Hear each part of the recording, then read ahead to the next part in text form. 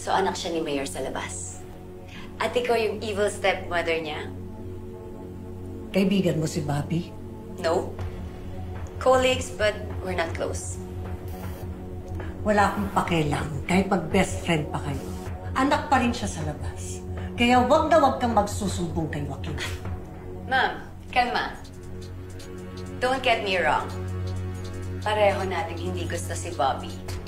Pero mukhang mas malalim ang dahilan mo. So you hate her? Oo. Kaya lahat ng taong galit kay Bobby, kaibigan ko. That's a good start for a friendship. I'm Sofia Guerrero. Of course, I know you, Madam. Evil stepmother.